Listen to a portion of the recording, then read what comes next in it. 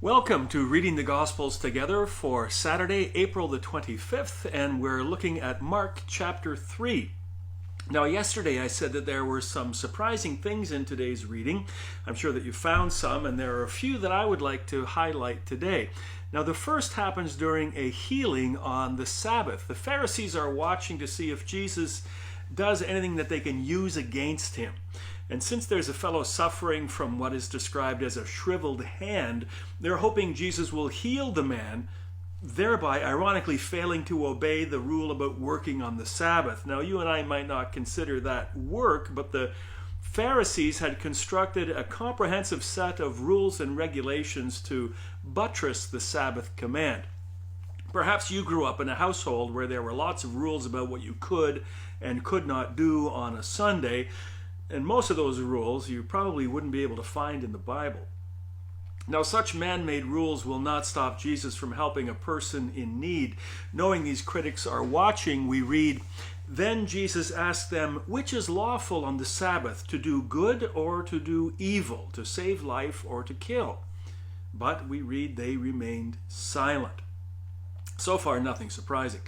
But then we hear this. He looked around at them in anger, and deeply distressed at their stubborn hearts, said to the man, "Stretch out your hand." And he stretched it out, and his hand was completely restored. Now, the surprising bit isn't that Jesus healed the man. We're used to that. What surprises us is his reaction, anger and deep distress. We're not used to seeing Jesus angry, but Peter saw it several times, and Mark isn't shy about recording it. Back in chapter 1, don't know if you noticed, but we came across this curious passage. This is verse 40 in chapter 1. A man with leprosy came to Jesus and begged him on his knees, "If you are willing, you can make me clean." Jesus was indignant. He reached out his hand and touched the man. "I am willing," he said. "Be clean." Immediately the leprosy left him and he was clean. Now, why was Jesus indignant? Because he was asked to heal someone, but countless asked Jesus to heal them? Perhaps if we rephrase it a bit, we'll understand what got under Jesus' skin.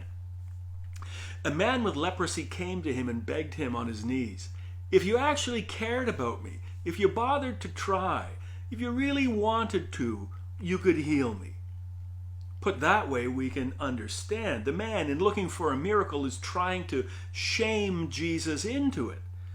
And Jesus becomes indignant. But he heals the man nonetheless, which tells you a lot about Jesus. Now, an indignant Jesus is hard to reconcile with the Jesus that we think we know, and we're not alone. Other manuscripts have Jesus was filled with compassion. Now, the Greek word there can be translated moved in the inward parts. That's the literal, moved in the inward parts. Now, that can be good and bad depending on your inward parts. But in this case, indignant is actually a good choice of translation word. Watch as we go through this gospel how Mark often expresses a deeper insight into Jesus' feelings, which his close companion Peter picked up on. The other surprising thing about this passage is how right away in chapter 3 we hear that the Pharisees are already working on a plot to have Jesus killed. Their deep opposition to him began early. Here's another surprise from our chapter. We read in verse 11, "Whenever the impure spirits saw Jesus, they fell down before him and cried out, 'You are the Son of God!' But he gave them strict orders not to tell others about him." Now, why should this be a secret? Well, imagine the worst person you know, someone despised by all for being truly horrible. How would you react if that person was telling everyone what a great person you are? What would that do to your reputation? People would begin to associate you with them. And look, in verse 22, that's exactly what's happening. The teachers of the law who came down from Jerusalem said, "He's possessed by Beelzebul, by the prince of demons, he's driving out demons."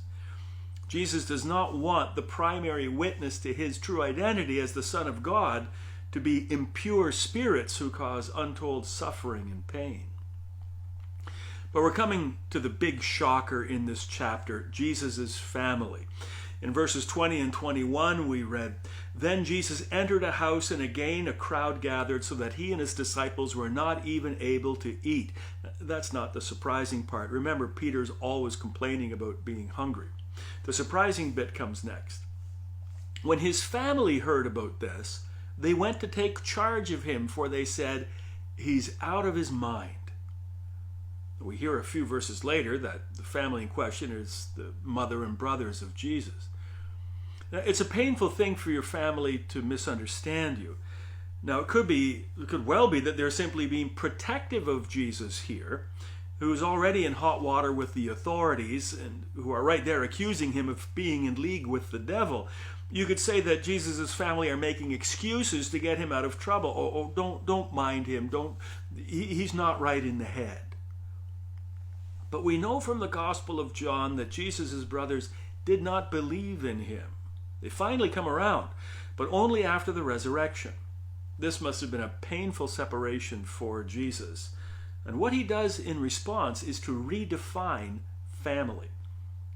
Verse 33 says, "Who are my mother and my brothers?" he asked. Then he looked at those seated in a circle around him and said, "Here are my mother and my brothers. Whoever does God's will is my brother and sister and mother." Now, we often call church a family of faith. We got that idea from Jesus. We have a natural family with whom we may or may not get along. We must try our best and keep trying. But we've also been adopted into a family of faith as well. It's a great honor for us to have Jesus include us in this way. And let's live up to that calling by, as Jesus says, doing God's will and trying our best too to get along. Now, tomorrow, Sunday, we're going to take a day off from our daily study and focus on our worship services. We'll see you Monday for chapter 4 for 4 parables and a miracle. Again, try to find yourself in these parables. Where do you fit in with these stories? Maybe see if you can find yourself in that boat at the end of chapter 4 too. How do you respond to fearful situations? We'll see you on Monday. In the meantime, God bless you. Tune into our worship services either through our Facebook or our webpage.